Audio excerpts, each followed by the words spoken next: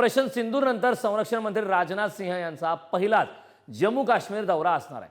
संरक्षण मंत्री राजनाथ सिंह भारतीय लष्कराच्या जवानांशी संवाद साधणार आहेत। पाकिस्तानला गुडघ्यावर आणणाऱ्या भारतीय जवानांचं मनोधैर्य आणखी उंचावण्याचा प्रयत्न असणार आहे। सीमा भागातील नुकसानग्रस्त नागरिकांच्या घराची सुद्धा यावेळी पाहणी करण्याची शक्यता आहे।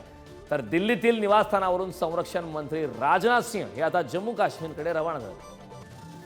पुन्हा एकदा मी आपले प्रतिनिधी शिवाजी काळेकडे जाणार। शिवाजी, आपण पाहतोय ऑपरेशन सिंदूर राबवलं आणि त्यानंतर पहिल्यांदाच आता संरक्षण मंत्री राजनाथ सिंह जम्मू काश्मीरच्या दौऱ्यावर जाणार आहेत आणि याच दरम्यान भारतीय सैन्याचं मनोधैर्य आणखी उंचावण्याचा हा प्रयत्न असणार आहे। काय अपडेट?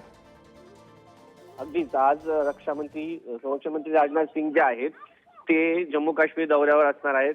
लष्कर प्रमुख उपेंद्र द्विवेदी देखील त्यांच्यासोबत असण्याची शक्यता व्यक्त केली जाणार आहे। त्याचबरोबर जम्मूमधील ते वायुसेनेच्या आपल्या एअरपोर्टला भेट देतील। पूंछमधील काही भागांमध्ये ज्या ठिकाणी मोठा हल्ला पाकिस्तान करण्याचा प्रयत्न करण्यात आला होता, सर्वसामान्य लोकांना त्याचं नुकसान झालं होतं। त्यामध्ये जर आपण पाहिलं तर श्रीनगरमध्ये देखील ते जातील, त्याचबरोबर बॉर्डर सेक्टरमध्ये देखील जातील।